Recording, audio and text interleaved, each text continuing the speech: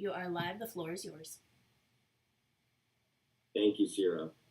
Good morning, Douglas County. This is Kelly Robinson, and welcome to the Tuesday, November 15th, 2022 Finance Committee. It is a rainy day here to validate that this is real, and we are streaming live. We're going to go ahead and get started.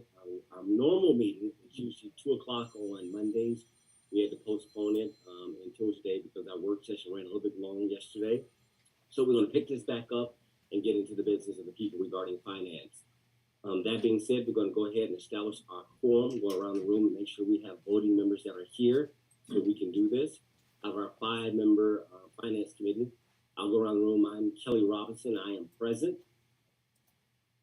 Good morning, everyone. This is Ramona Bibbins, Chief Financial Officer. I am present. Frederick Perry, Deputy County Administrator, is present. Is Madam ACA here or Madam Chair? They are not Vice Chair. No. So we'll just mark that for the meeting minutes that we have 3 out of 5 members that are present and we can conduct our meeting. We have our supporting staff members. Is Rosalind Miller, our deputy, or our director of finance? Is she here? And is David Good here? Good morning, Rosalind Miller, present. Okay. David's not here, that's fine. But Rosalind, you're here, you can hold it down for us. All right, so let's go ahead and get into the order of business. Madam CFO, I turn it back over to you. Thank you, Mr. Vice Chair. Again, good morning. Good morning, Douglas County and staff.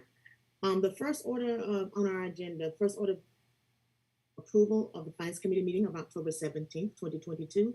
Those were sent out to the committee members to review.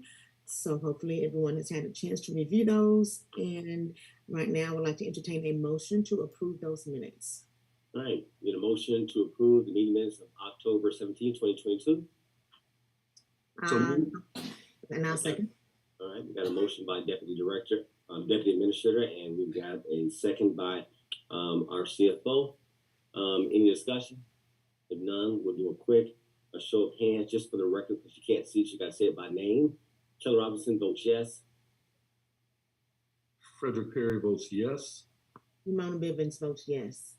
The record record unanimous vote to adopt the meeting minutes as presented. Next item. Next item under business items, the first item of discussion is our monthly financial report for October 2022 that will be presented by the Interim Finance Director, Rosalind Miller. Is she really interim? But I get it. I know. That's what they have as a title. But... Oh, I know. Go ahead, Madam Miller. Good morning. Good morning, whatever it might be. Okay, let me share my screen. Can you come back a little bit closer to your mic? Okay. Turn up your volume. Either one. Thank you. There we go. Okay, is this better? Yeah. Okay.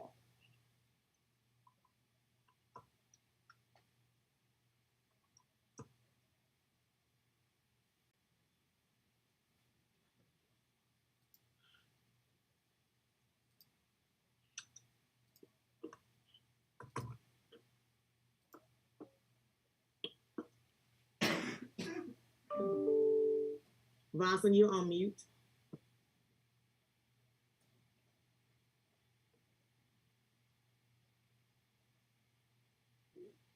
Thank you.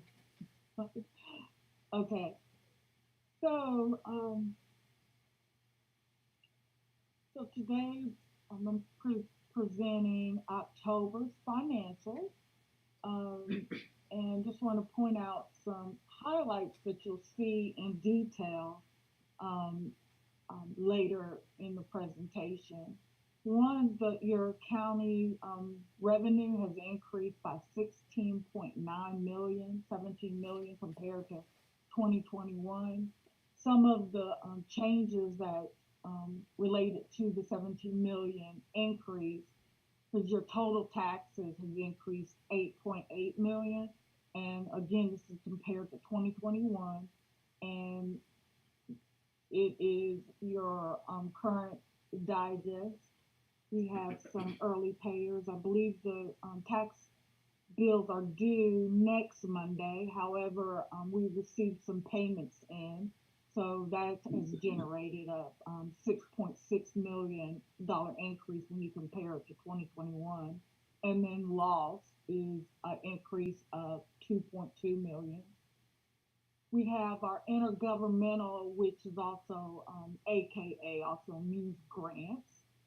Grants have increased $1 million compared to 2021, and this is your federal government grants of $876,000, and then you have your Title III grants, which is the senior service grant, the ARC, and that's 248,000. So that makes up close to the $1 million of your grant increase.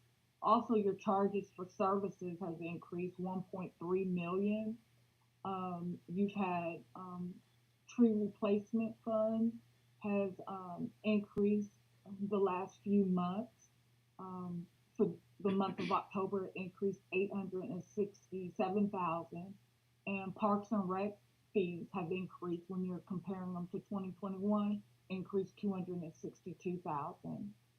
Other financing sources, of course, increased 5.4 million, and as you know, the ARPA, we used ARPA funds for pay increases and living wage initiative. So transfer in from ARPA of 3.9 million, and then there was proceeds from sales capital over last year, increase of $1.4 million.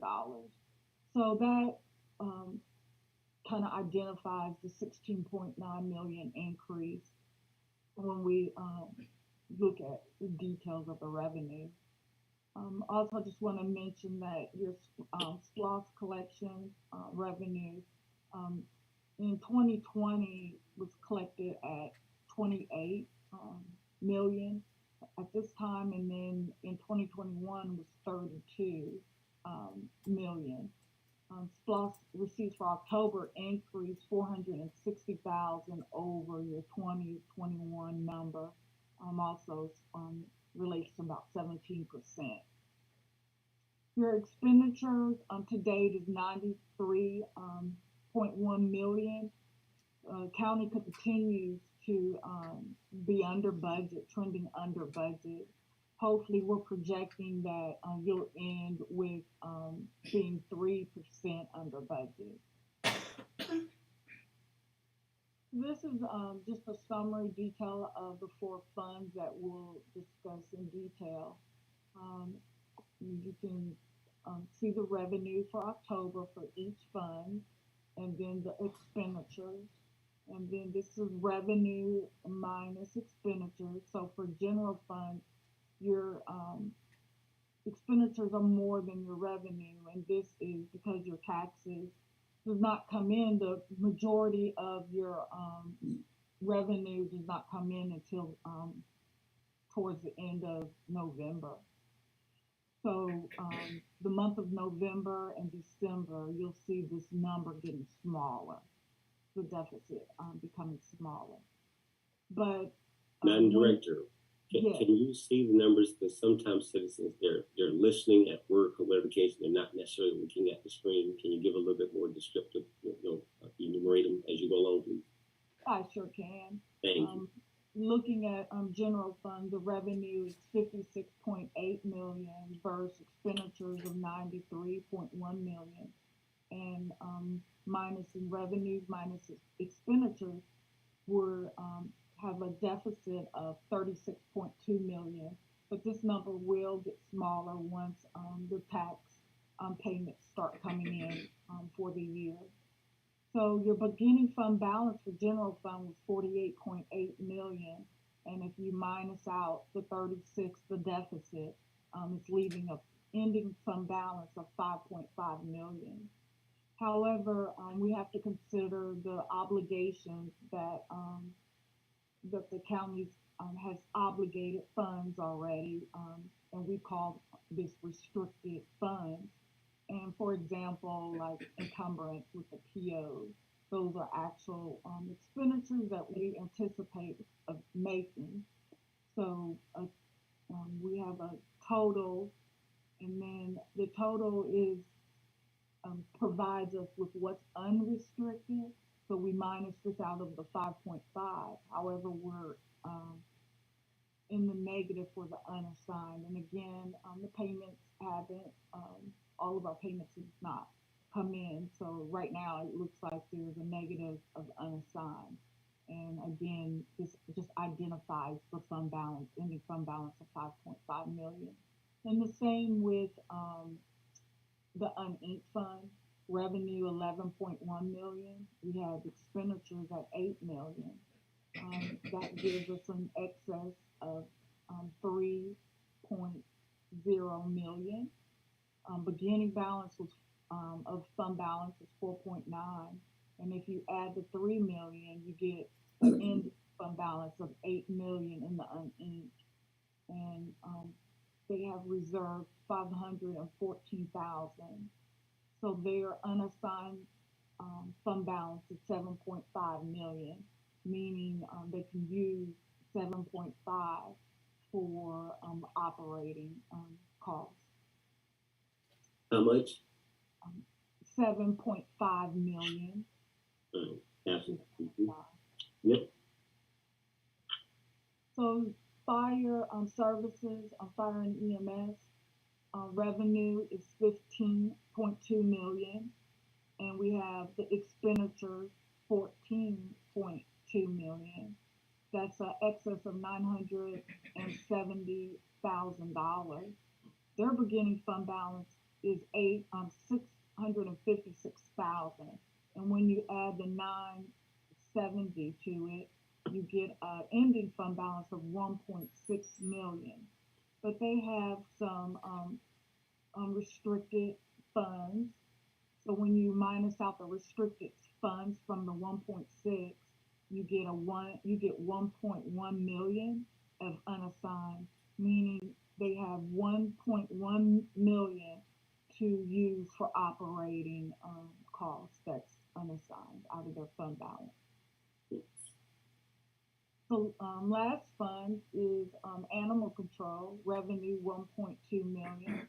You have expenditures of $1 million, so that's an excess of 174,000.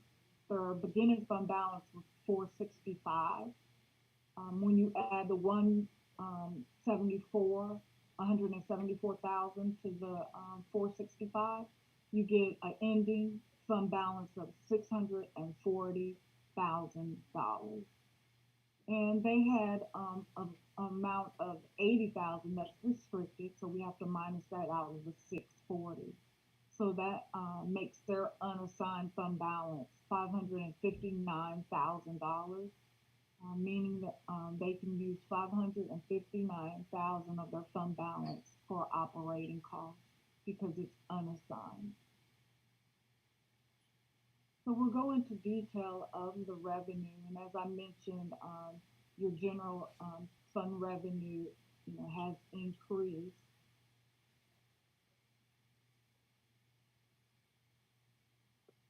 Of 16.9 million, and your sales tax of 8.8 million, and again you can see the increase.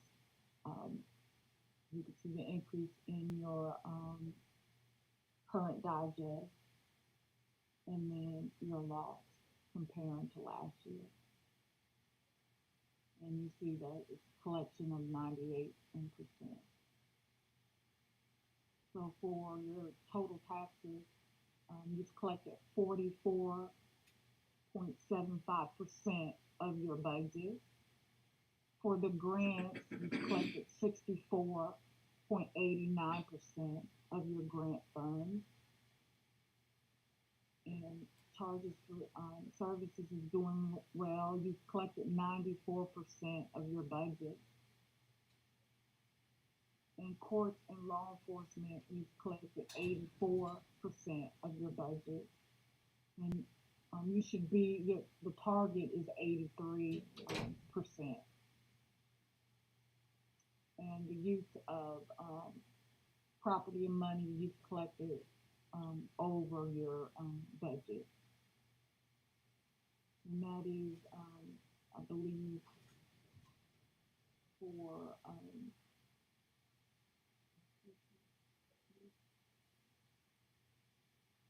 that's your investment. And your miscellaneous, you've collected 138% of your budget so far, so over 100. That's great. Your other financing sources, you've collected 44.50%.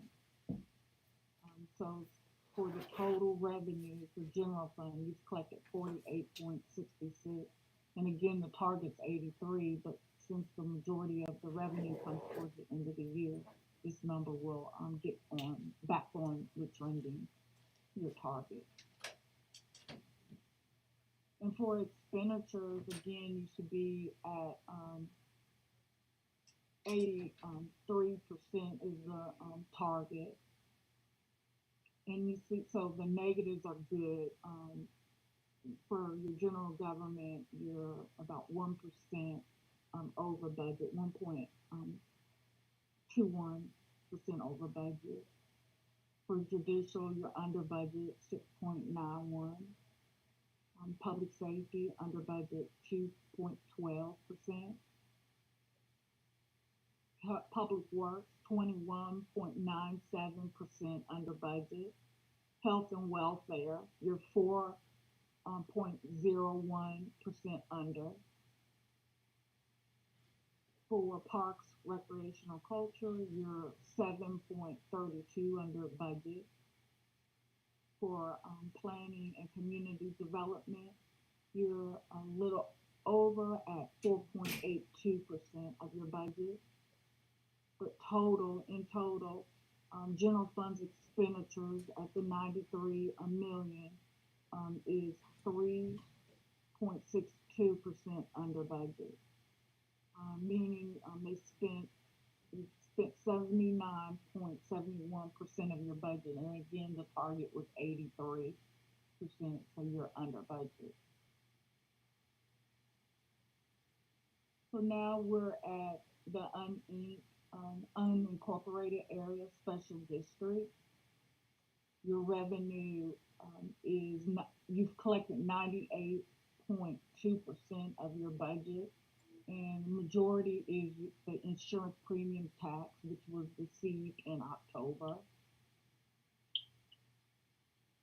The next is your expenditures. You're in line with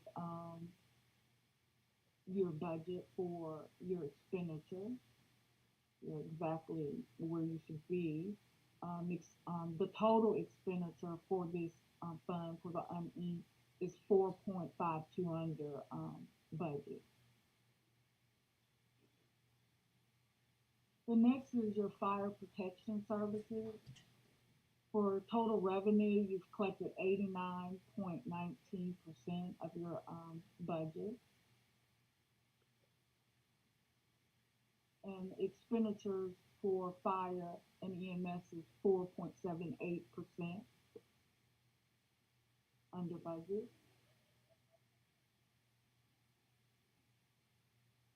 Next is animal control. Animal control, total revenues, 86.16% has been collected for revenue for your animal control.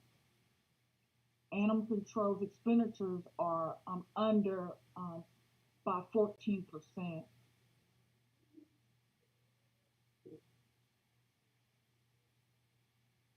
So that's your financial statements, and now we're going into some supplemental reports. The first is your contingency summary report. So far, your total contingency amount spent is $449,273.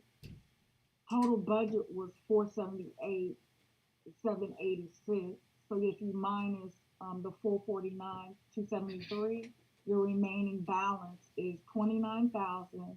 $513.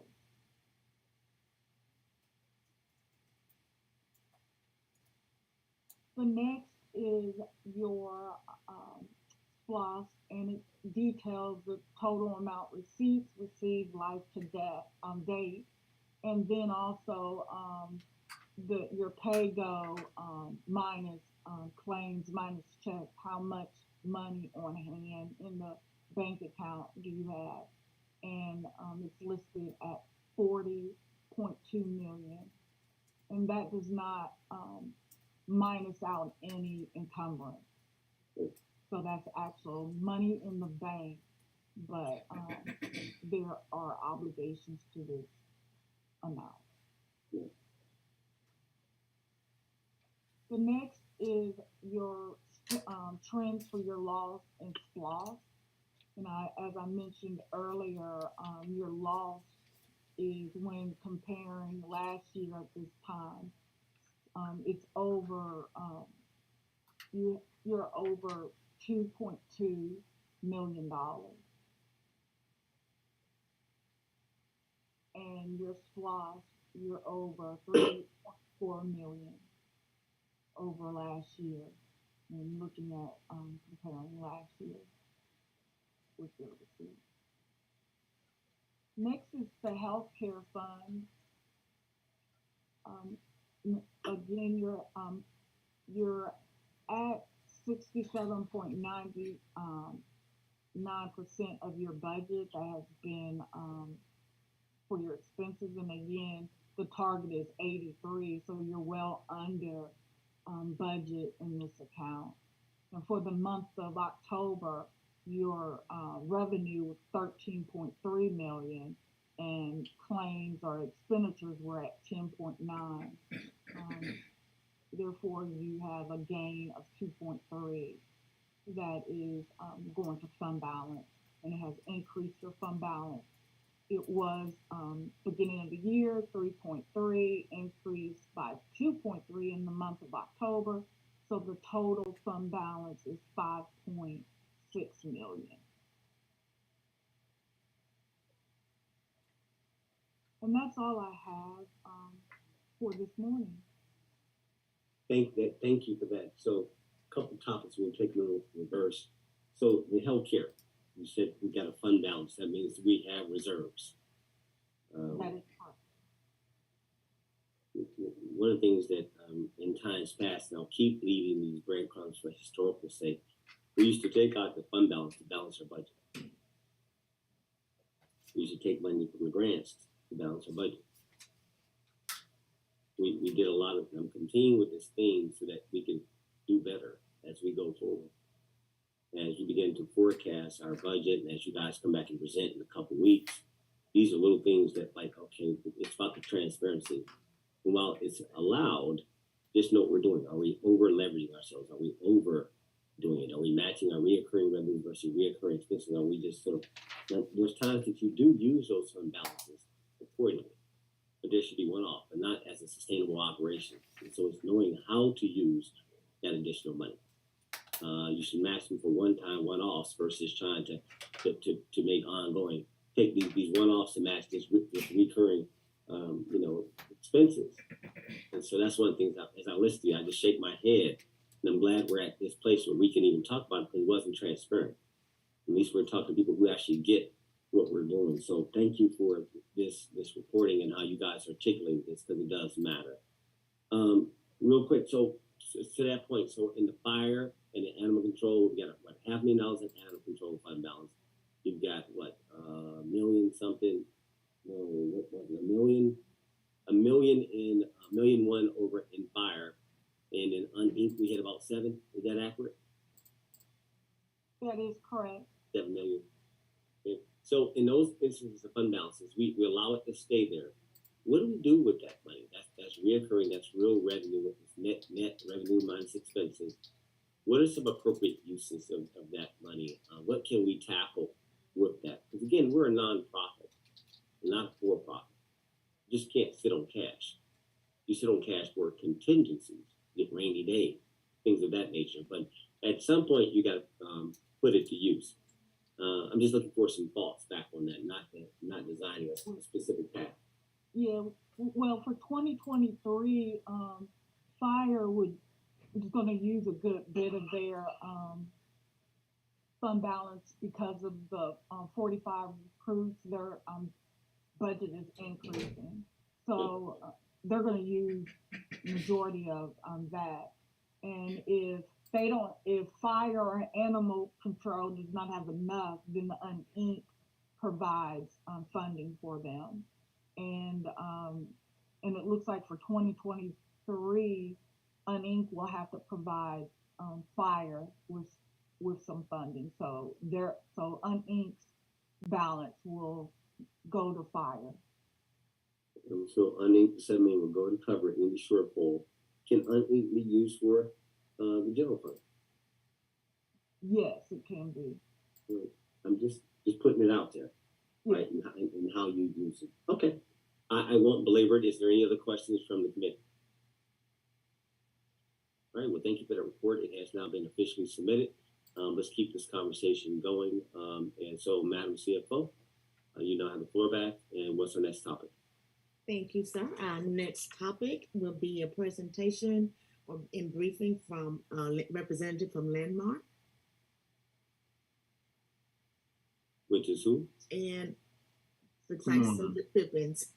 Good morning, Ms. Bivens. Good morning. How you doing? I'm well, thank you. How you doing, Commissioner Robinson? Good morning. Okay, I forgot who was representing. Got you. Got it. Welcome. You Yes, have sir. the floor. Take it All away, right. sir. All right. I'm gonna pull up a PowerPoint slide. You guys let me know when you guys can see it. We can see it, Cedric. Okay. All right. So we got with Jill, and she just told us to kind of briefly give you guys an update on where we are. So I have with me Natalie Moniscale and Tony Fassion, and so I'm gonna go through the presentation. So on September 7th, Landmark met at the Douglas County office. We met with Ms. Bivens, Fred, and I think we met with Wendy, and we went through the ARPA guidelines and went through, gave the team an overview of the ARPA guidelines, procedures, and processes and reporting. On September 14th, the Douglas County SharePoint access was accepted and the document retention was set up. That meant we put in place a way to get all the documentation as it relates to ARPA, as contracts, invoices, communications, everything related that we need to cover the ARPA grants. It's on you guys on the Douglas County SharePoint site. We have a document control person that's managing that. We set up the folders by the tranches, tranche 1 and tranche 2, and then by the programs. On October the 10th, we completed the preliminary eligibility review of the ARPA programs. What that is, Jill gave us a listing of programs, and based on the information we had, we did a preliminary eligibility review, and we tried to attach those programs based on the information we had to an eligible category per the ARPA guidelines. On October the 12th, we had a meeting with grants to discuss the preliminary report, and that was with Jill, and we answered all her questions and provided additional information if necessary. On November the 1st, 22, VOC approval of the ARPA program reallocation. On November the 9th, which was last week, we submitted the ARPA sub-recipient agreement template. It has all of the ARPA guidelines and all the information that you guys need to use when entering into a sub-recipient agreement with contractors on the ARPA program. And so the next steps, we have our first sub-recipient kickoff meeting, and that's with Community Service Board, Mental Health. It was high priority because they got started, from our understanding. I think they spent all the funds. So what we're going to do is we're going to go back and step backwards with that kind of program and just see and make sure we check all the points that should have been checked going, to start the program off, making sure the activities that they said they were performing per the contract were performed, making sure we have all the documentation, all the expenditures to match the spend in the activity, and then report back to you guys on that. On November the 25th, we have a detailed review and maintenance of expended in progress projects and a meeting with department heads and sub-recipients. It's a part of our whole kickoff with the internal team to set up some established internal controls. So the way we wanted to do this is, and I'll show you guys on the next slide, is to set up the internal control of the governance body, make sure that everyone stays in communication and have transparency related to the program, where everything is, and we basically put everything into a life cycle. We treat this like a program. So all projects go into like a life cycle. We kind of map out you guys' internal processes and overlay that with some compliance activities and some reporting. So everyone that needs to know where things are, understand what things are. And we basically have like bi-weekly meetings with leadership, and we call it the governance body, basically, you know, just to report out on where projects are in the life cycle, what are the activities left to get them out of the planning phase over to the execution phase, which is where the compliance happens. On December the 9th, we began detailed reviews of projects that have not started. That means we're going to get more detailed scope and review that scope and make sure that the scope and activities performed or acts will be in line with ARPA guidelines. We plan to meet with assigned departments just to talk about the programs and how the guidance flow down from the Treasury to you guys to manage. And then we'll get down to the service recipient level and have kickoff meetings with each service recipient. On December 16th, we plan to launch the ARPA dashboard, which is a transparency and single view on status of all Douglas County ARPA projects. So what you'll see all of the programs that with the funds tied to it, all the obligations and contracts, all expenditures tied to those projects. Are there any questions? Yeah, I mean, thank you for that. Just a quick pause. So again, I appreciate excuse me, the language that you're using, about structure, life cycle development, project management, program management. That's something that I've been advocating for the county to begin to embrace for probably about 3 years. Prior to obviously COVID and stuff, I mean, we've now got liquidity. We got SPLOST, we got ARPA money. I mean, you got liquidity. Now you got to deliver. It's about capacity, but with that capacity, you got to keep up. We've been dinged a couple of times in times past where we don't have paperwork right. So I'm encouraged to hear that you guys, document and version control. Right? It's small things like, gosh, y'all, you got to know where things are. Right. You got to be able to put your hands on things immediately. I mean, at least with the board, let alone those who are coming down to audit us. Yes, sir. How do I check and balance before those guys really show up and we get these findings? It's like, okay. But it's up to the board as oversight to bring people like you in place to help take us to a next level of maturity. Now we've got $85 million worth of grants, and this is only $28 million. I get it, but this is a good first step in bringing a discipline. So my question is there actually? I mean, I know you're putting these things in place, but your methodology is it involved in true training and true knowledge transfer and definitions of explaining to people that we normally have not done that. That wasn't Douglas's way. We got stuff done. Don't get me wrong, we got stuff done. We will survive, but there's a more efficient way. Talk to me about that. Yes, sir. So we do provide training, and at some point it will be where everything, the process is in place, and that you guys probably be in a better position to manage some of this yourself. So we will set up training. We will go through all of the processes, procedures. We will have kickoff meeting with internal teams. We will ask questions. We will provide documentation, and we'll write up all these processes, procedures, so that everyone knows where everything is. So we do provide training. Yes. Right. So scope and deliverables, and it's not just for our internal, but also for really contractors. Yes. So how do we hold our contractors accountable? Yeah, so with that, we'll be doing monitoring of those service recipients, and we'll have meetings with those service recipients to go over their activities performed.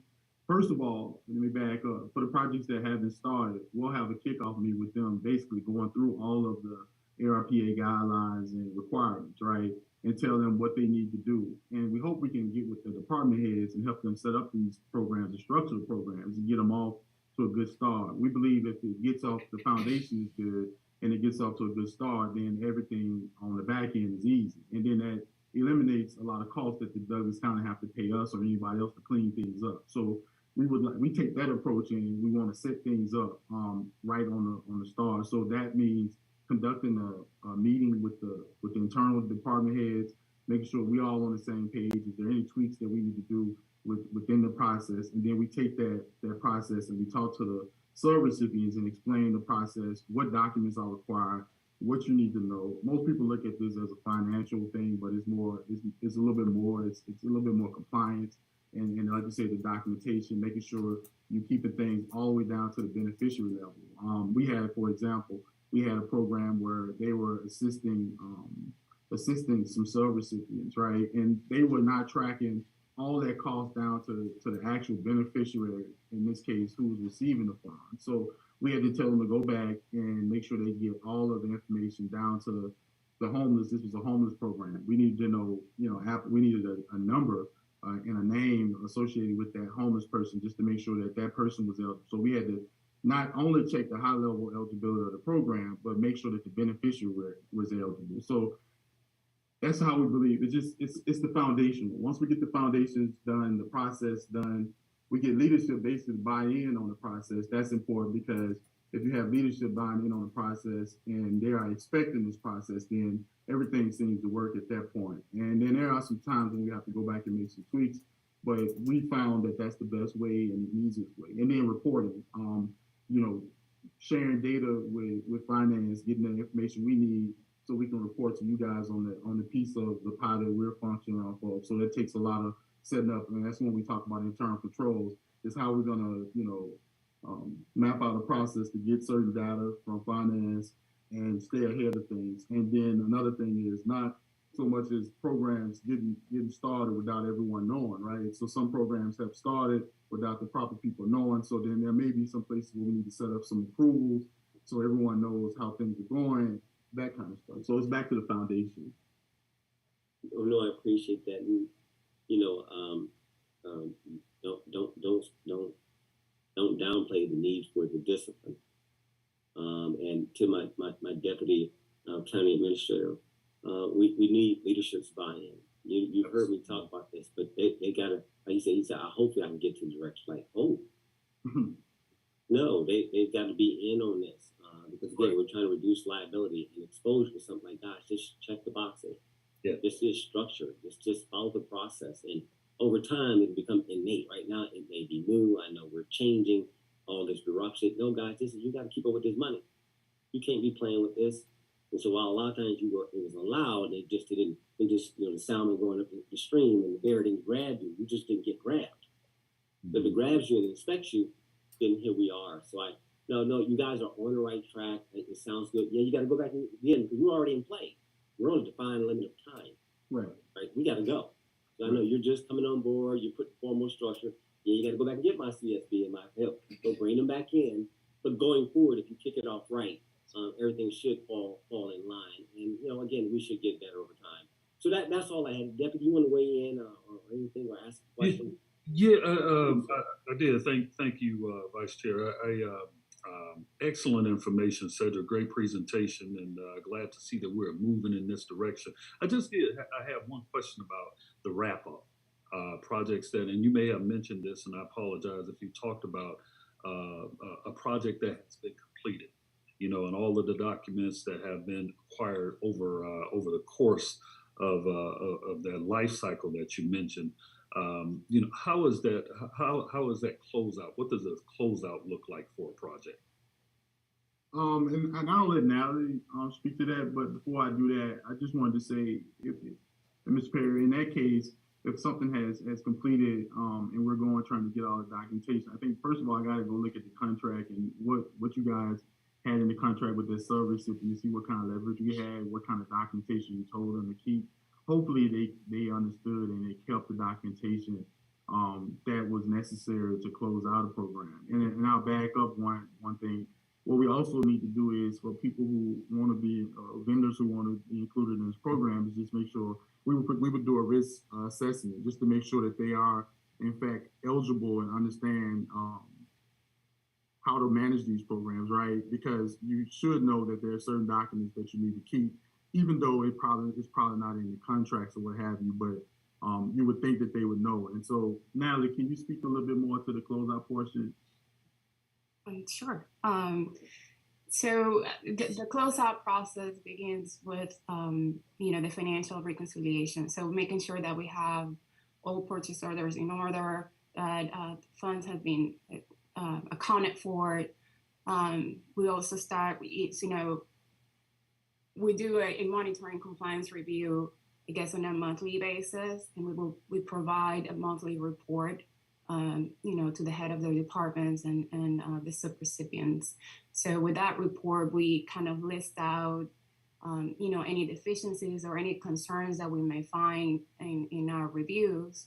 And, we give them an opportunity, the subrecipients, to provide, responses or, address some of the action items that we may have in our reports. So once we get to a point in which, the head of the department feels like, we're ready to close this project, we don't have any applications, coming in, or whichever the case is. So we kind of reconcile, the deficiencies that are listed in that report and make sure that they have been addressed. If they have not been addressed, then we kind of provide a list of those to the subrecipient for them to usually give them about 30 days to address them. And once they do so, and the head of the department is comfortable with closing the project, so that's what we do. So basically, we ensure that all the supporting documentation or cost substantiation documentation is available, and we make sure that all the financial information is also, tied up with, expenses approved, and any purchase orders that need to be closed, they close. So that's basically the process. Great. And that's good to hear because, as Vice Chair mentioned, we're establishing this, we're getting this in place as to how we move forward in a more structured and methodical way. And one of those things is being able to, as we embark upon new projects, look at how we closed out and how we operated in some of the old ones that are similar. So that's why I asked the question. Good to hear, that we'll be able to access this information, months, years down the line to stay consistent with this new road that we're traveling down. So great information. Thank you for that. And I also want to add, we do the compliance monitoring and we check the expenses. Say, for instance, once they start billing you guys, first, like we said, we had the kickoff meeting and we make sure they understand the activities, the documentation they need. Once they start to bill you guys, we will take a look at the documentation, and before you guys pay them, we'll make sure that everything's in order and we have everything we need to support the activity performed. And then you guys can make the payment, but that'll be kind of the leverage that the county has to make sure that they stay in line. Got you. No, let me, to this point, this is a good conversation for the record. When I was younger, I worked for a boutique consulting firm that went public. I worked in Hamburg, Germany, London, England, Madrid, Spain, and Tokyo. And my job was to do large scale projects, $20, $40 million. And I was tasked with developing the delivery methodology and training 2,100 people worldwide. So I know exactly what I'm looking at. I benchmark, I understand what I'm looking at. It's how you leave this behind. You should make us better at the end of the day. Right now with our SPLOS, we just delivered a $150 million SPLOS, but it was through third party and they did everything. It was to the side and they delivered everything. But at some point, we have to understand it. We have to get that. And this is not just building a single building or a road or something. These projects on this ARPA list are all over the board. They touch different areas. So it's cross-discipline, cross areas. And so it takes a unique, you have to keep up with that. And people just go through the motions, because again, they're just used to doing work. They're used to doing operations work, not project work. When you deliver services in the county, we're about service delivery. Service delivery is operations, it's constant, it's continuous, it's info. Now you bring something that needs to be measured. It has a beginning and an end. It's all about that scoping. It's all about starting it off and closing it out. Good question, Deputy. And so that's all I'm trying to lay on the record. It's like, no, stay true to form. And that's why it was important for you guys to be here. You found like, okay, I got to hear from you guys. This is so key for us going forward. This is once in 100 years that we got this, that you can even talk to us. That's why the Fed says, no, y'all put 10, 15% in project management. Y'all don't mess this up. Like, it's that important. That's what I want the public to see. We just didn't bring these guys in here for the heck of it. It's baked into the overall grant. We get the best is out there and learn from them on how to do and be better at it. So this federal standard that you're bringing to us, it's a federal, not a state, not a local. It's a federal standard. It's so important. So I do appreciate that, guys. I'm not going to go much longer than this. So how much more you got in your presentation? That was it, sir. I put on the screen just a process and how we want to set up the internal governance. And Yep. so I did want to walk you guys through that. So what you see on the screen is the Treasury, and then the Treasury hands us down the ARPA use of funds, which is the eligibility required, records retention, and reporting requirements. And then that's when we wanted to select who's going to be on the governance council. That's handed to that council to manage. And then from there, that same information flows down to department heads. So some of these programs may be internal. They may be led by internal department head where they don't need a sub-recipient. So that department head holds that responsibility. We'll work with that department head to make sure that the requirements are in place, records in place, and the reporting requirements in place. And then you have in other cases where there's a sub-recipient, but it's led by a department head as well, but you have a sub-recipient. So all those requirements flow down to the sub-recipient at the lower level. And then that's when you collect all the data that's necessary to achieve the program purpose, track key performance indicators, track reporting, and then we do the compliance, eligibility, records, and reporting, and we report back up to you guys. So we just kind of wanted to show you how everything kind of flows in a circle. And, eligibility requirements are at this level, records, retention, and transparency, and system is at this level. Reporting requirements, everything's at the bottom level, at the low level, and then we report back up to the governance council, and then we take that information and report back up to the treasury. So we collect this, automatically, and we can grab the data and that we need, and from that data, everyone knows what to do. Once we get new purchase orders and contracts in place, the document control person get a notification. I need to go grab the documents and put them on Douglas County SharePoint. We know to start looking for expenses. That explains now that her team starts to get ready for compliance monitoring, because we can expect that's about to happen.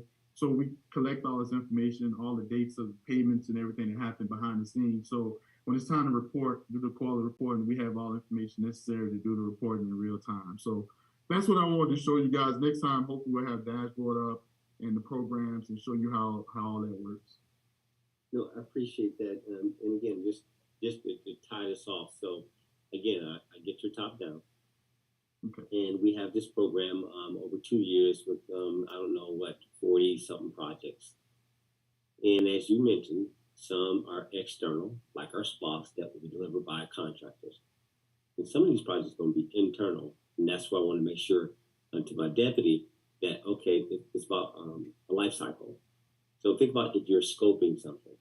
Like your compliance, everything you described is back office. Like, okay, we need to make sure that our internal staff understands that you've gone through project. Okay, how do I scope this?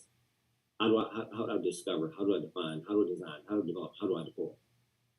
And how do I even scope and know what the size of the cost of this is going to be? It's not just a spend.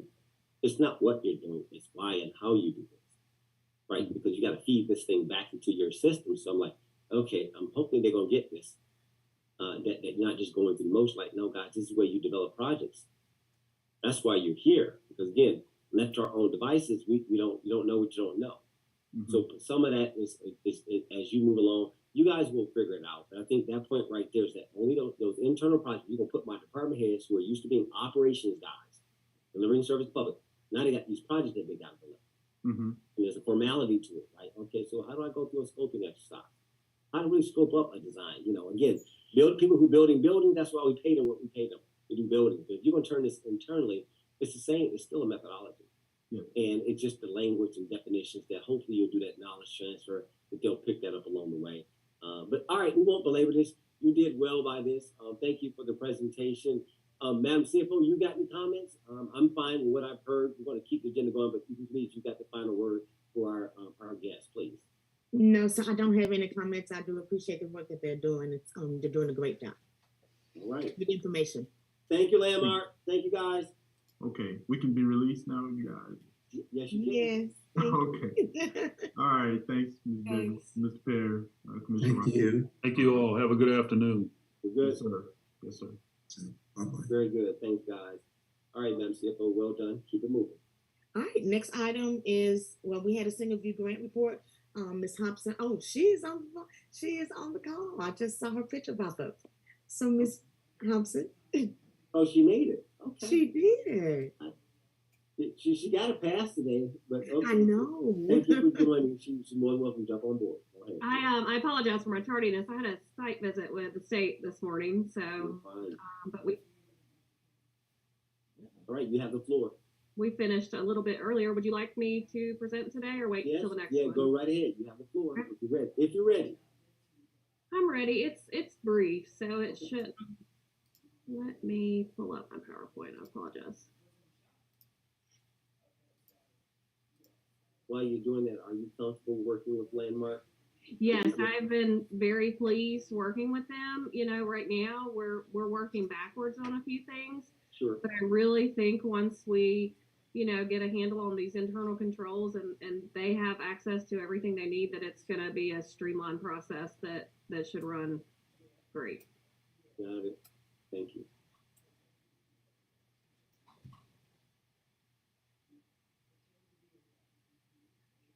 Sorry, I've never shared a PowerPoint on here before. So, can y'all see it Yeah. in the? All right, so today I just wanted to, y'all can see it? Yes, ma'am. Okay. I just wanted to provide a brief overview of kind of where we are. As you guys know, I was brought in from juvenile programs in early 2022 to create this Office of Grant Oversight to increase the capacity of grants in the county and establish best practices for grant management on those awards. So as this is a new office, I'm kind of developing it as I go. And I've established some goals for myself and for the program. My first goal is to increase the external grant resources received by the county.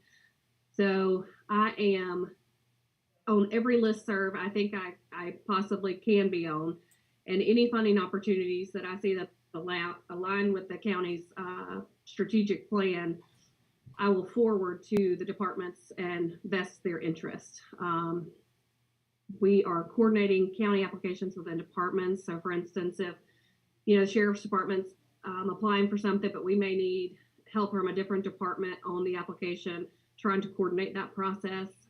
So we're not duplicating submissions. Build the capacity of county departments to independently write grant applications. So I've worked with a few county departments that have never done grant applications, and, you know, worked with them through the process, and we've written and received a few grants since implementing that. And I'm here just to support departments as they find something they want to apply for. Establish best practices for management of county grant awards. The county has had several grant policy and procedures over the years. And what I've done is taken those policy and procedures and things that were left out. And I'm in the process of developing a new grants policy and procedure. It is complete at this point, and the next step for that will be sending it up to finance, purchasing, and other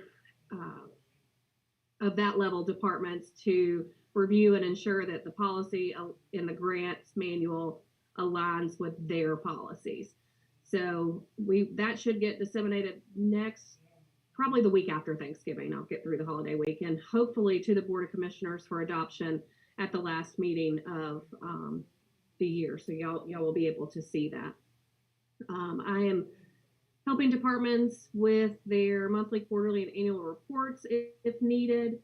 Most of our departments they have pretty good internal controls already. So it's just for the mainly the new grantees that maybe aren't as familiar. And I think one of the biggest things the BOC wanted was transparency and accountability of reporting to you guys. So I am keeping up with I'm a central point of contact for grants in the county, trying to keep up with everything we have, what we're spending, where we are in the application process, as well as the applications we have out, trying to develop a grant map for future years so we're not missing things that maybe we didn't have the capacity this year, but next year we may be in a better position to apply for the grant. So just trying to keep up with everything that's happening grant related. Currently, we have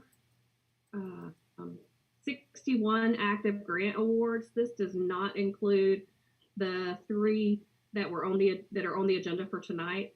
You can see that it totals $81,798,107. That includes the ARPA funding, and currently we're at a match obligation of $9.5 million.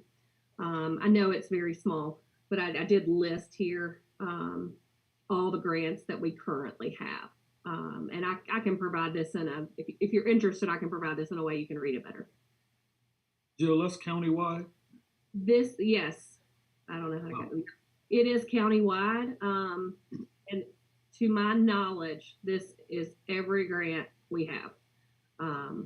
I've worked, Julie Clark in the finance department has been just a blessing with helping me compile this list, and we're pulling new grants from the work session agendas. So I believe that this is all of them.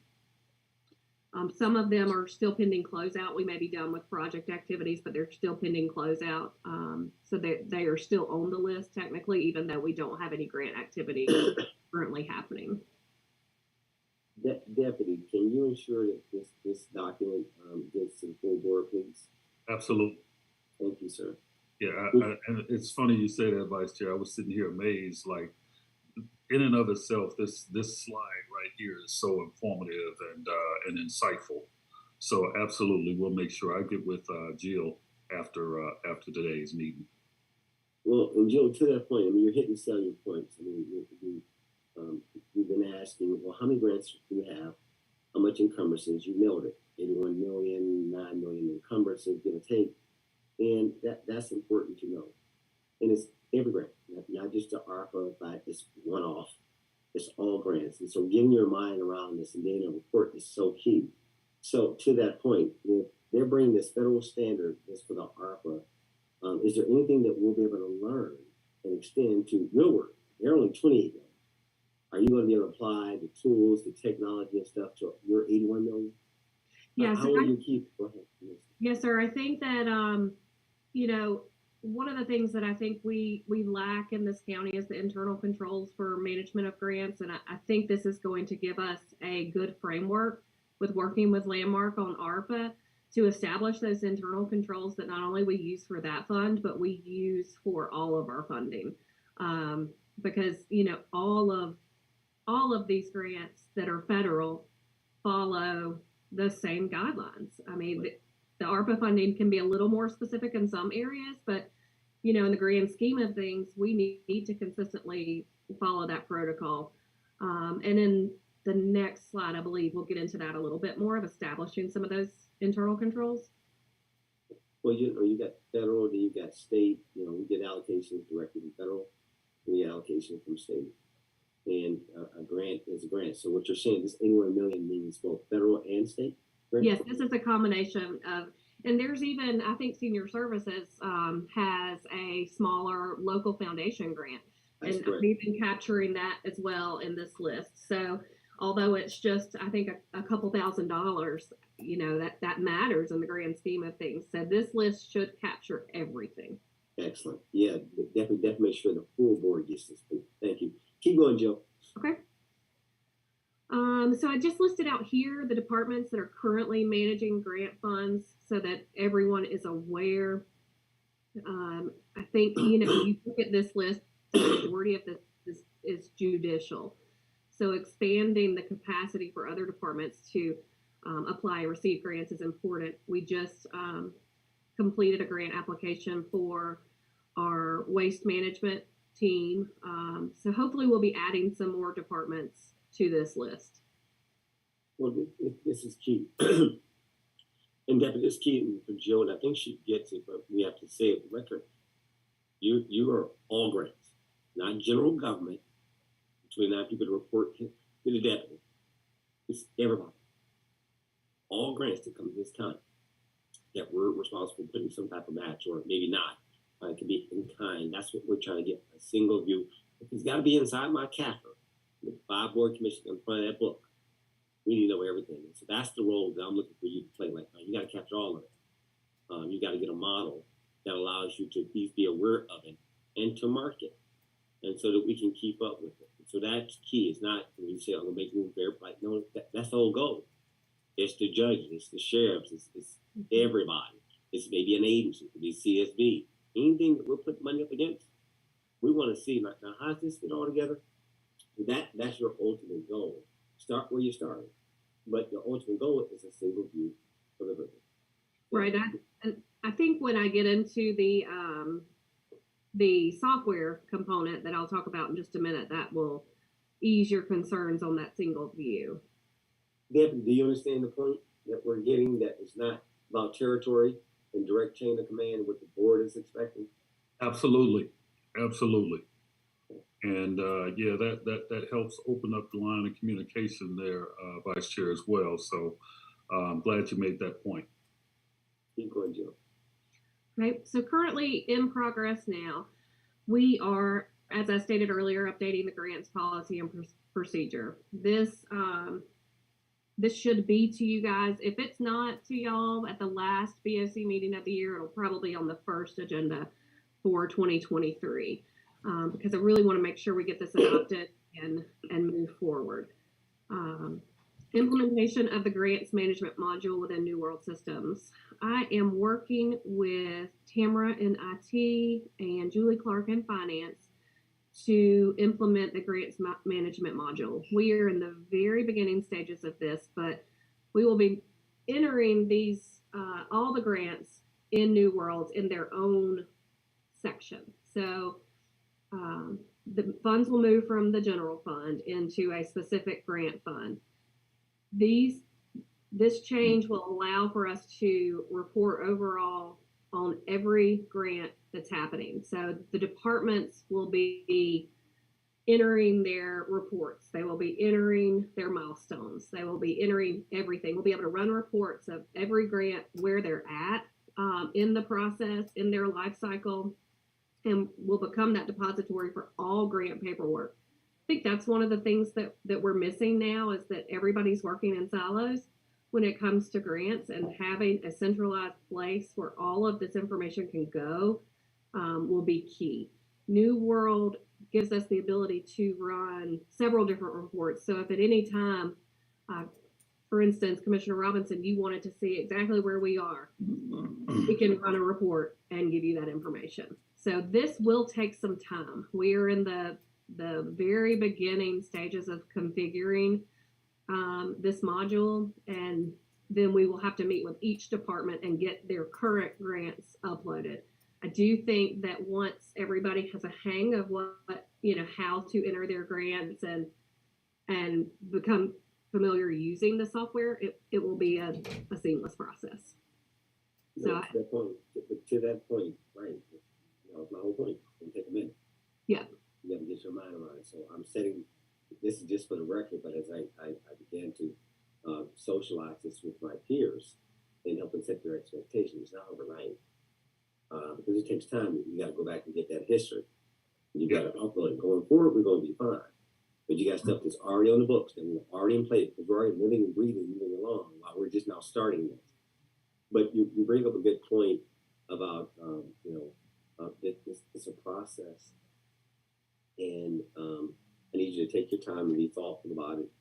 And this is going to be so key to our future. And you talked about the silos. One of the most frustrating things I've saw when we lose grants, because you got this department over here, they got a separate set of books. They're trying to control their grants and their money. See, this is what the board has to deal with. It's like, it's like, okay, and you got these little power structures. And we're trying to get rid of all that. Like, no, guys, we need single central control. We need air traffic control. You don't need everybody to have their own airports. Planes go run into each other. Things go off track. We've lived it. So we're trying to get rid of some things that never became public. We're trying to deal with stuff like, okay, guys, come on now. We can do better than this. And it's just about discipline, about like what you're bringing to the table, structure, technology, getting these processes and policies lined up. This is an important, I'm glad you're making it. This is an important milestone. Like, oh, we're finally here. We're finally, I'm not just talking in the air, like, now y'all got it. Because we take the hits when we got to cover, how we going at $2 million grant? Why we got to write that off? Why did it happen? When I go to finance and they can't give me an answer, like, well, they got their own set of books. Like, what do you mean they got their own? Who is they? It's that type of thing. So definitely what we're saying to Jill is that, no, you got to be the czar of this. Yes. You got to be willing to own it. Yeah. And it's like, no, got to go through Jill now. She needs to have everything. And so that's what we're trying to get to. We've lived this. We can't pretend like it didn't happen or that we got to go clean some stuff up. So I'm acknowledging that you got the support, at least from my office, Jill, whatever you need to get this done, because it is change of behavior. It's change the way we do things. And we know how sometimes it's attitudinal, like, no, we don't shift this thing. So I'm encouraged by what I'm saying, but I also know nature. It's like, no, y'all have to give a little bit of power, guys. But the controller has to be central view, and we have to be able to see everything and keep this thing running. So I'm encouraging you on this moment, and thank you so much for what you're doing. So keep going. Thank you. I think that, so initially before the meeting was rescheduled from yesterday, I had included the slides from Landmark. So We're good. I believe y'all covered all of this morning. I came in at the end of that presentation, but I believe you covered all of these things. Yes. Well, it's funny you should say that, because I would have did them in reverse. I would have wanted to hear from you first, then just based on what you just said. But it worked out perfect. Well, because it you was made like, right in your presentation. yes, sir. It was late last night that we split it all up, so it did get a little backwards. But I'm just glad I was able to make it in today to go ahead and present. So I'm here for any questions you may have. No, you presented well, and no, you're fine. I mean, and that was on the Board of Commissioners. You have to call it audible, run another play. You hit everything you need to hit. You're fine. Don't worry about that thing that's had to be rescheduled. So I'm fine. Madam CFO, thoughts? She hit everything, I think. And we talk a lot, and the thing that I'm excited about is utilizing our current software system for the grants management piece, because that is what has been missing. And again, I'm also working on disaggregating the grants out of the general fund, because that inflates our expenditures on the general fund side. So I'm excited that we're making some progress in making sure that the grants are accounted for separately, and we can report what we need to report, and everybody can kind of see where we are with grants as far as it's concerned. And I'm even more excited because one of the things that's Rosalind and I are having an issue with right now, we were just talking about it this morning in trying to get this budget done, is we have found that there are still some grant employees in the budget, and we have no way of determining that they are a grant employee when you look in the system on the HR side. So I'm excited about us being able to remove all grant expenditures from general fund, because they will have their own account code. I can run a list of employees, and based on the account code, I can tell, oh, this is a grant funded employee.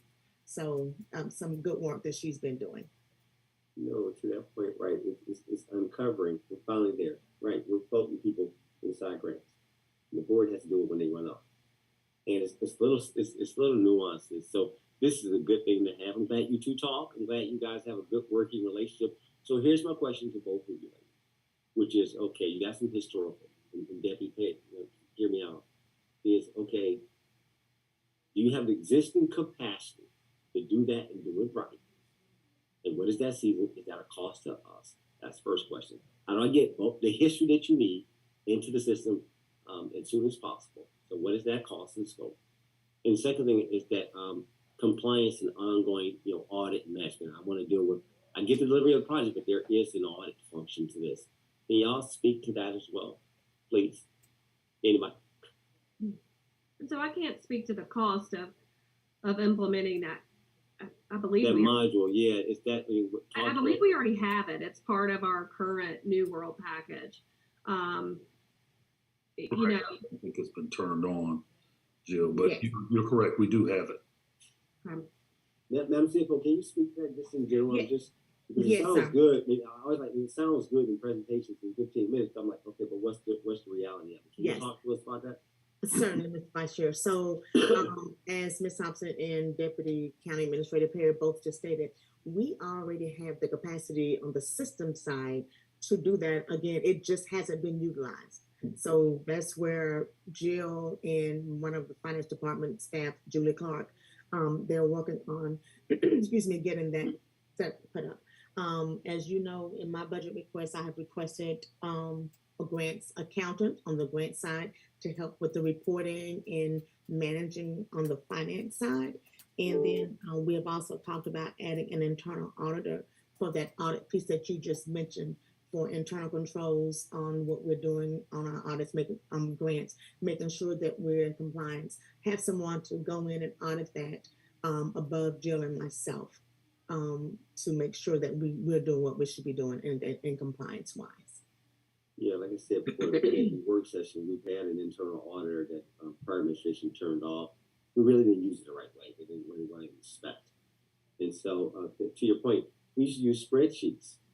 We're running this place with spreadsheets. You've got a module that's been sitting there since I came on board since 2009. We're just turning it on. That's my point. So the board has invested in certain things that we just never got around to using it. And so I'm glad you guys are getting your mind around. So it's not a criticism, it's an encouragement. Like, all right, now we got somebody who can appreciate what we've got here, that we've invested in something that y'all can use. My question is, how do I get everything in the Excel spreadsheet and all that history? What is it going to take to get it into the system so you can use it? You don't know. If you don't know the answer, that's Okay. right. You owe me an answer. That's it. You We can't owe solve you an it now, answer. but you owe me an answer for that. Okay. That's what we're trying to work out, I believe. Okay. We're working on that piece right now. Right. So Debbie, close us out on this topic. So she'll tell me how you want to. You good on this? You understand what we need? Absolutely, and yeah, it looks like we're moving in the right direction. Good questions, and we'll convene as staff to talk about what exactly is needed to get it from its current format to into the New World Systems module, and what it would take to flip the switch and turn that on, so to speak. I don't know if we've actually turned that module on or not, Ramona, but I'm excited about it. And it looks like, Jill, you have everything in Excel format, but it's encouraging to see that we have everything. Just not in the format that the desired format that we want, but we'll definitely be meeting together offline, Vice Chair, to make sure that we're moving forward to get to that point. That's good. It's a process. Thank you, Ms. Vice Chair. I was going to say something. It's a process. So we, it didn't get there overnight. So we're not going to be able to resolve it overnight, but we definitely want to do it as quickly as possible. And Mr. Perry, the system Jill was nodding has been turned on. They're actually working in the testing environment right now. Also, we move it over to the line. So they are actively working on that right now in the test environment with IT. Awesome. So again, if there's a cost, you got to go now. If I need to do some type of human investment to get people to input or how to import this, I mean, again, go now. Just think about what is necessary to make your burden easier. So what you're hearing is, again, not criticism. It's more of a, what do you need? Mm-hmm. You got right now. You got our attention. So, Jill, you're awesome. Thank you so much for that presentation. And again, thank you for being flexible with this finance committee. thank you. You're welcome. Thank you, Jill. All right, Madam CFO, that was very good. All right. Let's keep going. All right. The next item is the FY23 budget update. Rosa and I are going to provide some information for you, Mr. Vice Chair, and the Finance Committee. We just wanted to, you and I had spoken, and you wanted to get this just on the record. Yes, So ma'am. we had a retreat the first part of November. I can't remember the exact date.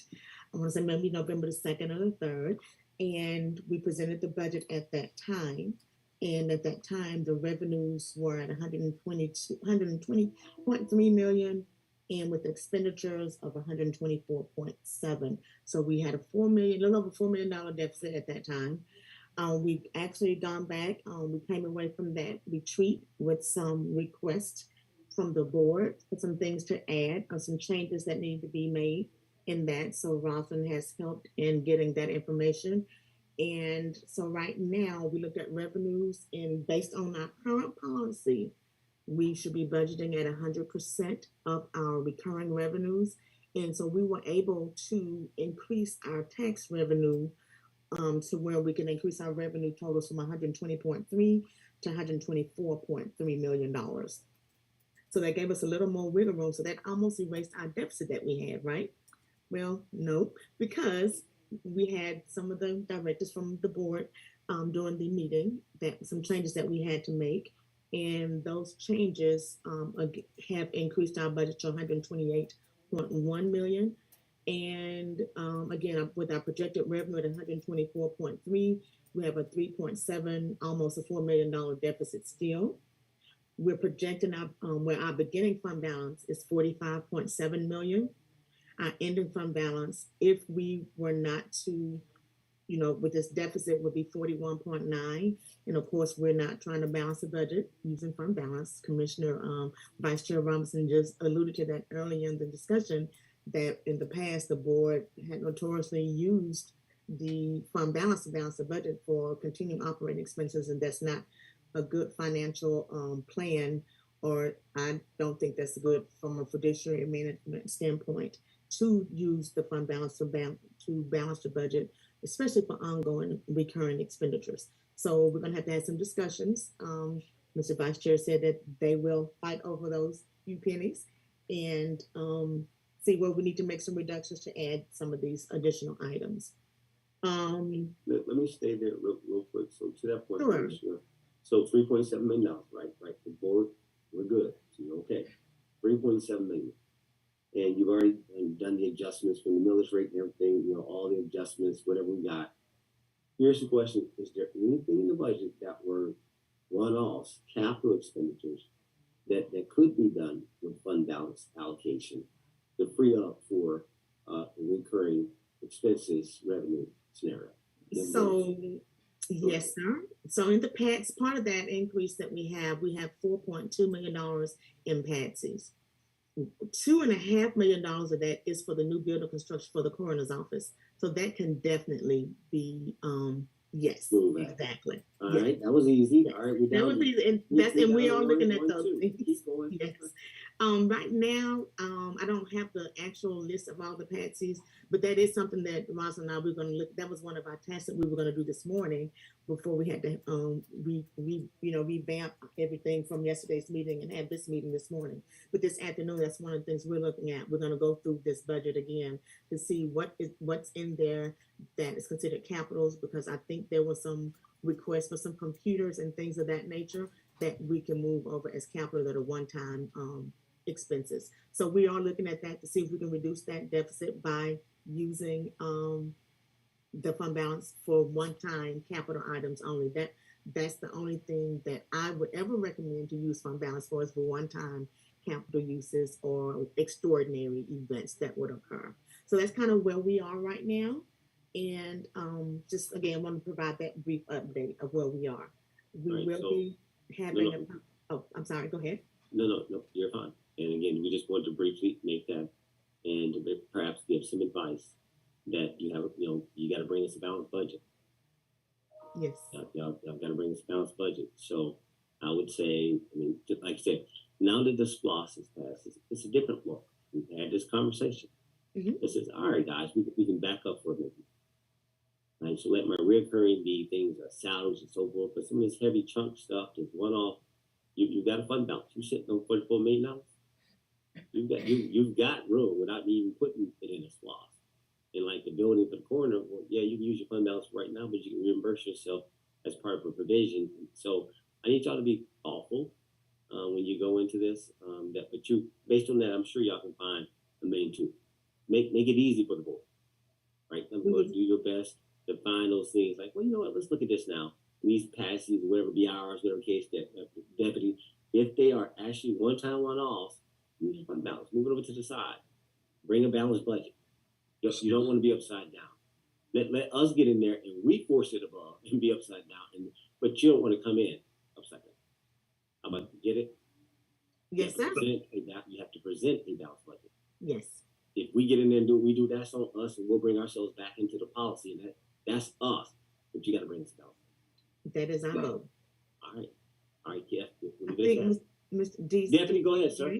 No, I was just listening in 100% behind Madam CFO, and we're scrubbing that list, and so thankful that the citizens approved the SPLOS for us. That was a big woosah moment, and we can definitely look at some different approach to 2023 as a result of that. So I think we'll be good.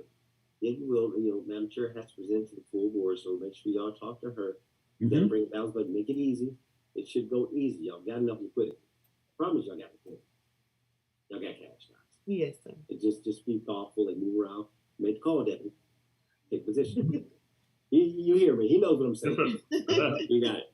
All right, Madam CFO, that's it. Let's keep going. All right. So the next, we have 5 items here on discussion items. SPLOS 2023. You want to speak to that? Yeah, well, I mean, it was a perfect segue. Again, thank you, citizens. I know you're listening in or watching this. The SPLOS has significant, which is what about 53%. Our 2009 SPLOS was a single item for the jail. It passed by 28 votes. The 2016 SPLOS that we're just basically completing passed by roughly 16 votes. This passed by over 40,000. And it was always about and I was trying to share all along, it was about you guys and staff and the vendors that executed. It was flawless. The implementation rocked. Every month we were transparent. Every month we talked about it. We got education out there, whether it was video through Commissioner Mitchell, whether it was our teams out there educating, whether it was the Board of Commissioners. We always made sure people understood what we're doing, how we're applying their tax dollars. But the key thing, even without sending out emails and video stuff, they experienced it. They saw their roads being resurfaced. They saw the buildings going up. They saw the improvement of quality of life. So for that, I am also very pleased. That was one of my objectives. I wanted to make sure we got this SPLOS passed before I left office, because I need to leave you guys in a better place than when I came in. That everything is not going to a single item. That is being spread and diversified across numerous things. So I'm encouraged by that. But that being said, so now we've got this SPLOS passed. I don't think the board will take up filling in the projects until the first year. The goal is to allow our new commissioner, Mark Alcaraz, to join us and have a chance to weigh in. It's important that it's inclusive. And while Madam Chair did not have a chance, even though she won in 16, her hand was dealt to her. By the time she got in office, the projects were already set. We think it's in the best interest of being inclusive and being fair and equitable that we allow the newcomer. We call them the neophyte, like all of us. We got a freshman, a sophomore, a junior, and 2 senior, obviously commissioners here now. So allow the freshmen to have a chance to weigh in and shape, obviously anything, shape the overall pot from District 4's perspective. So, but here's my point. Recognizing that the goal then as a timeline is this current SPLOS has to be, cuts off on April 1st. But since it's now been officially continued, we still have to go to New York. So you've got to be prepared to go sometime during the winter with us like we did last time to go to New York with David Corbin and all the counselors and stuff to go in front of the rating agencies. I need you to come up with a timeline for that. Work with David and be prepared for our last meeting, our last board meeting, while we're adopting the budget to also talk about setting expectations for the future. It says, okay, guys, now how y'all gonna pull this off? And what's the timeline for us for setting the project schedule? So we'll talk more about this. Like, okay, so on this date, maybe not the first meeting we get that, but the second meeting in January, we're gonna finalize all the projects that are on the list. And even though we have a list, we gotta adopt it. You have to adopt it. That's stuff that you take to New York. So you got a timeline to think about. Nothing to do today, but just be thinking, get through the budget, get through the budget today. But you still get that other funding that other funding source, which is the same size as our entire budget. Right? Okay, so that's what 150, 160 million. Your budget's what 124. Right? So that SPOS is as big as 10.8 billion pennies. That we got to prepare to make sure we do this right. So all I want to do with this topic is to make a marker. And finance drove this last time, so I need you to, and David is there, and Roslyn, to help us get through this process to ensure we line this up. Okay? Yes, sir. Deputy, you okay with that, sir? You get to go. You good? Absolutely. Look forward to the trip. Look forward to the experience. Yes, sir. Absolutely. All right. I won't belabor this topic. I just wanted to mark it that we did talk about it, but I don't want to get ahead of when the board is really ready to have a deeper conversation about next steps. Right now, we need you guys to get us through the budget. Okay? Thank you. All right, keep going. The next item we had asked to go on the agenda was the capital improvement plan. Yes. Which sort of feeds we've got a SPOS list for projects that we were just capturing over time. Things that didn't get done in this current SPOS, plus things that were added, right? But then you've got this big giant capital improvement list. And so the question is, now that we've got a SPOS, there were certain key things that we need to get done. For example, sheriff deal. Certain things are on that list. Has that list been updated? When was the last time that list was revised? I think Roslyn would know. Roslyn, when was the last time we updated that capital improvement plan? Do you know officially? Yeah, June was the last time. So we're still reconciling. We're gonna reconcile what we received in the request from the departments for the 2023 budget. So if you're going to go to New York, and you've got these 4 buckets, there's certain things within the capital improvement plan that could go on that list. So the capital improvement plan is the higher order. SPOS and everything, other funding sources are below that. Capital improvement plan is at the top of the food chain. So that's why I'm saying you'll need a minute to reconcile all this. Have your updated ARPA list, you've already got. Your updated SPOS list, you've already got. Now you just need to update this, and we've got to reconcile this. That's what I'm saying. Get to the budget right now, and then we'll take this up at the first of the year. It says, okay, but what are we going to really tackle? But we need to be thoughtful, be very intentional about what we're going to tackle. And some things that we haven't even digested yet. We know you guys have captured the list, but the board hasn't really immersed itself. Okay, now what are we about to go do? So that's what I'm saying. Don't shotgun this, and just be thoughtful. But Roslyn, anything else y'all want to talk about the capital improvement plan?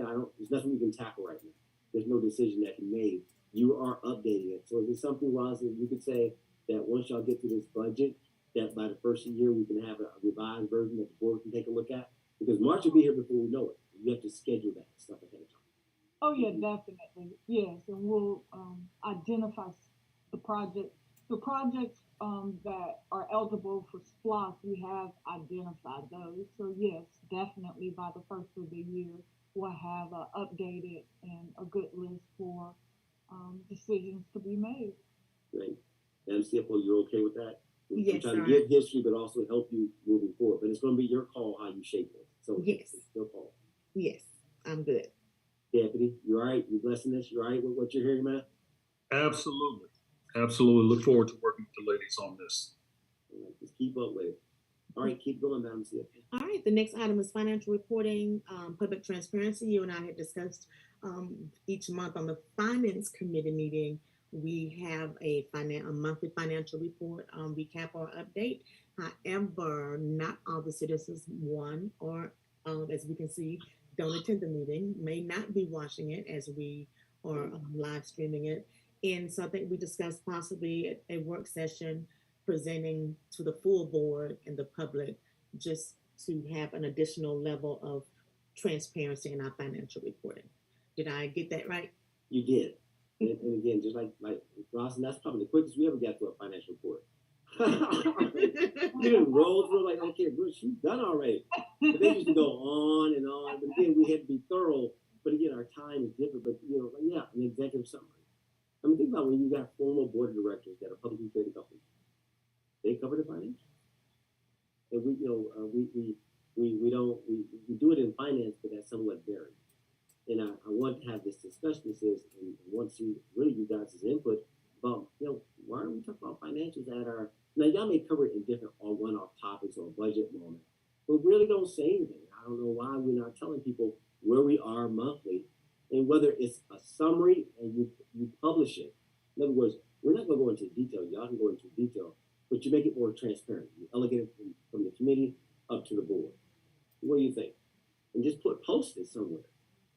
My point is, you're having it internally. Well, are we posting this anywhere? Maybe you are, and I just don't know. Are y'all posting this report? Do we actually release it? No, sir. And I'm glad that was a good segue to the comment that I wanted to make.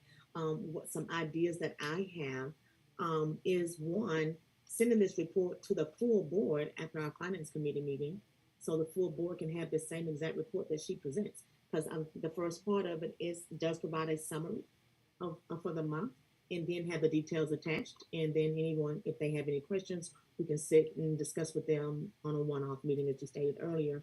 And then the second thing would be to post this on the website, on our website, on the under the finance tab. Similar to, I think we post our budget every year. We should be posting our financial reports every month. Yeah, Yeah. agreed. If that's administrative concurrence, y'all can just do that. Yes. You already got data. Just That's post on the it. list.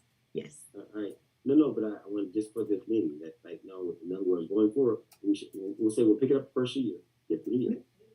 At the beginning, definitely at first year, we're gonna start. Again, it's okay right now. Don't go backward. But the first year, at the beginning of the year, we'll do just what we said. Take the report that you already make available, give it to the full board, but also more importantly, it's about the public. So the board always have internal inside information. I want to make sure the public, so they don't we got to go over record stuff. Just give it to them. Yeah. Mm-hmm. Yeah. Just be proactive about it. Well, here's where we are. So you're not fishing here's everybody.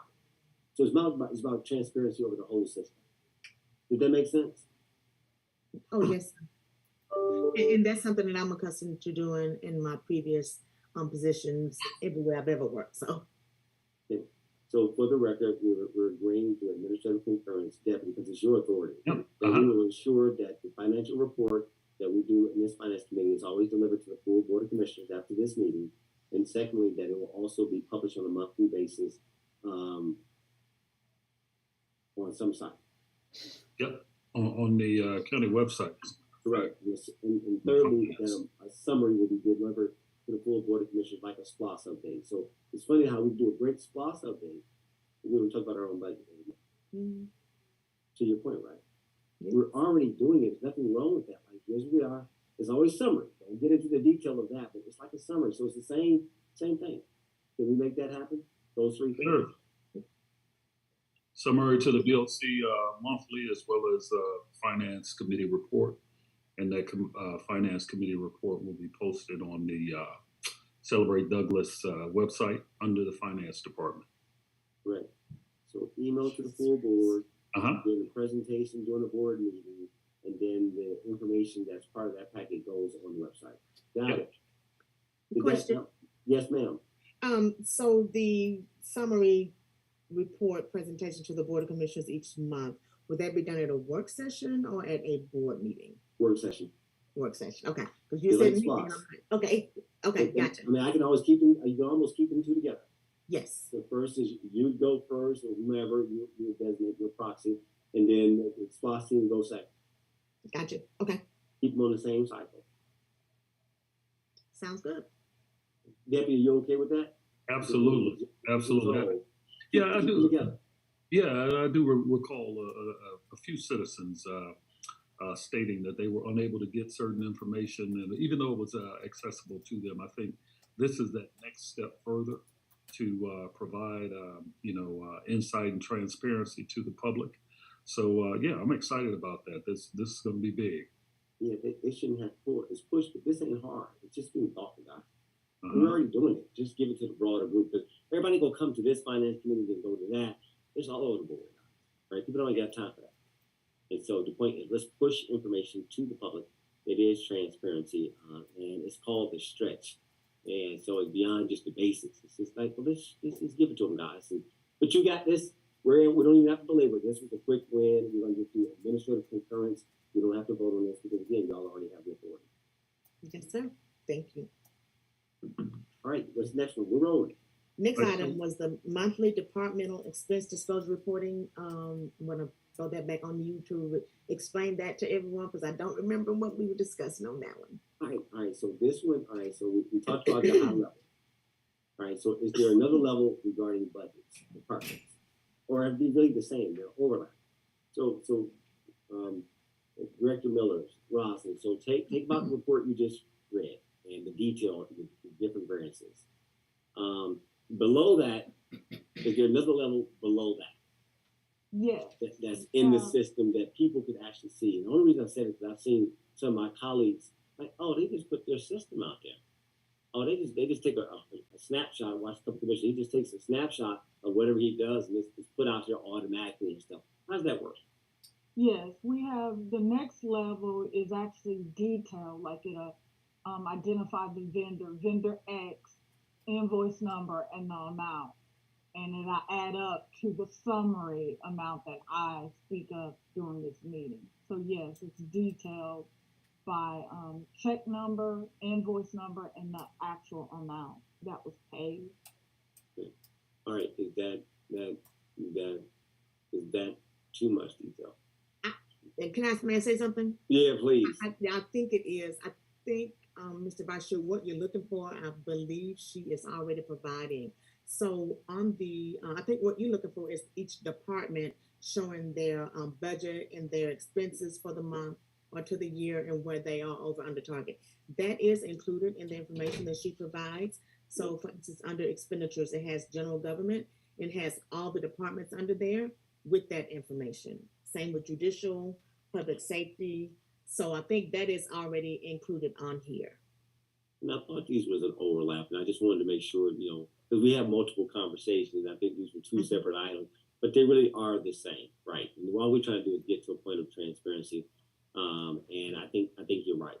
I think that to get down and check that's a lot of detail and to put out there, because then there's nothing wrong with it, but if they want to print it out and look at it, it could be 500 pages. Yes.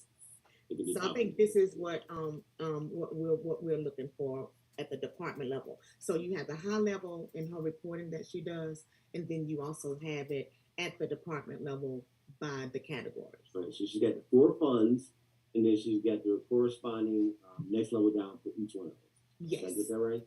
Does that sound Yes, right? sir. Right. By revenues and expenses. Yes. So I'm looking at. Let me go back. I'm looking at expenditures right now. Yeah. And yes, by revenues it does. So so each when she went through earlier talking about the general fund, Yeah. and each individual fund after she went over her summary, Mhm. the revenue says taxes as a category, and it has the different line items, real, current, on digest, current timber, lost, the different types of items that make up that category of taxes. Same with intergovernmental charges for services. We have streetlights, voter list charges. So is that We're what you're good. looking for? Okay. You're We good. already So let's scratch this item and say we discussed it. Refer back to the prior topic. if we can merge that in with number 3. Yep, just refer back Gotcha. to refer Okay. back. So in other words, we're done with this one. Just Yes, refer sir. back to that. No action needs to be taken. Deputy, you okay with that? Yes, Just for the sir. record, no action has to be taken. We're fine. All right, go ahead. A couple more. And then the last item, I just want to give an update. Finally, we have the FY21 audit completed. We sent the management letter, was the last item. She sent it out to, when I say she, Meredith Lipsum, who's the principal with Maulding and Jenkins that does our audit. She sent everything out and they're doing the final steps or whatever to get us the final document back. I just want to give an update on the findings. We did have 3 findings. One is decentralized financial accounting and reporting. And on that one, it states that during the audit, the county's elected officials custodial funds, they noted that there were no general ledger accounting systems in place. So for several funds administered by the county's elected officials departments, including custodial and special revenue funds, many of which involve the use of federal funding. So we are working with the elected officials to receive monthly summary reports, integrate into the county's general ledger system. So that was one. Another one, the second one was year-end financial close and reporting controls. And on this one, It just states the criteria is that internal controls should be in place to ensure that financial statements of the county are properly presented in accordance with accounting principles generally accepted in the United States of America. And in certain internal controls a year in were not in place to ensure several areas were properly reported within the financial statements. So they gave us a list of those things that needed to be done, and we are working on those, and we'll get those resolved as well.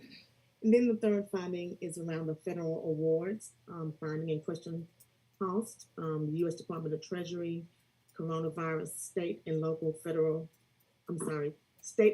fiscal recovery funds. That's our ARPA money. And on that one, it talks about all MOUs or memorandums of understanding between the county and third parties are to be reviewed prior to submission to the Board of Commissioners for approval and signature. And the issue with that one was that the county was unable to provide documentation of the county attorney reviewing the memorandum of understanding between the county and the Community Service Board for use of the funding to respond to the pandemic's effect on the segments of the county's population currently being served by the CSB. So that's an easy fix. So that should not occur again either. And those are the only three findings that we had. So I just wanted to present that to the Finance Committee because we've been talking about the 2021 audit. It is finally done, thank goodness. So we can move forward. Okay, so then in our next meeting, as is our custom, that the auditor, Malden Jenkins, has to present that to the full Board of Commissioners during a formal meeting. They have to do it in person. And Director Miller understands that they have to come and do their dog and pony and walk us through it, and then we'll officially adopt the findings. All right. So I would say do it at our next meeting, not the final meeting. So get them on the 29th and 30th. Well, I guess that would be the 30th. The 29th, that Tuesday. Whatever it is. Yeah, it's on the Tuesday, the 29th. So, okay, I will get with her and trying to make sure she's available that night or that morning. That's the day meeting, I believe. Yes, the day meeting. Yes, it would be. Okay. Director Miller, is that right? And you're following what I'm saying? Now, we've heard it in finance, but you got to present it to the full board. Yes, that is correct. And they're aware of that. I think they're waiting for the final, and then they usually give us like a presentation. Yep. And for the date. So yes. When we get our pretty bound book, they're not holding back on us because I got a stack of them. Yes. Yes, you'll probably get two, one of their presentation and then the pretty book. All right, awesome. Awesome. Sounds good. Y'all got that on task. We finally got to that. And yeah, that number two, like, look, those are things like, Understood. I mean, you take it, you just cure it. Move on. Duly noted though. Duly noted. All right. I got what I need to hear. All right. Director Miller, you okay? Anything else you want to talk about? No, I'm clear. That's it. All right. All right. Is Madam Chair on here? Did she make it? You did. Yeah, I'm here. Madam Chair, you've been here all this time. It's snuck in. Okay. Okay. I want to just acknowledge you. Do you want to say anything before we close out? Well, hold on. Deputy, you okay before Madam Chair closes out as you know I do? You okay, sir? I am perfectly fine. Thank you. Good information shared. Thanks, team. Madam CFO, are you okay before Madam Chair finishes out? Yes, sir. I'm good. Thank you. Madam Chair? Well, Well, I apologize for my lateness. I had a scheduling conflict this morning, but I do know that I have all the confidence in the world that our Finance Committee meeting went extremely well. And I came in on the tail end of just listening to the findings from the audit. And Madam CFO, sounds like we have a plan in place or something is already in movement to address those findings. Correct? Yes, ma'am, that is correct. Mm-hmm. Other than that, I don't have any other comment. Thank you all again for a good meeting. And I'm sorry I missed it and really wanted to, if we could, the finance report, if I could just get a copy of that so I can look at our monthly report, see how we're looking. Madam Chair, I'm sorry, Madam Chair, that should have been sent out with the agenda, but if you did not get it, I'll resend it. yeah, Okay. just send it to us. Send it to the top of our list. Yeah, Yeah, I'll just send if you it. could, and I'll Yes. take a peek at it. All Yeah. right, so thank you all. Yep, Madam Chair, this is I a yield very back to good you, meeting. Chairman. Yeah, this is a good meeting. There were some things we dealt with, the grants, Landmark, and Jill Hobson did an excellent job. This was good, very good topical, and we've got some things done. We talked about the budget and so forth. So when you get a chance late night, you may want to look at this video. I'm not certain when Sierra is going to post it, but it was some good information. We even talked about the SPLOS and setting expectations. So if you feel as though you can always, I'll brief you later. But this was to the staff. They were prepared, and this thing went very succinct. Okay, very good. I'll take a look at the video. Thank you. All right. All right, ladies and gentlemen, if there's nothing else that's going to come before this Finance Committee of the Douglas County Board of Commissioners, let this meeting stand adjourned. Thank you, guys.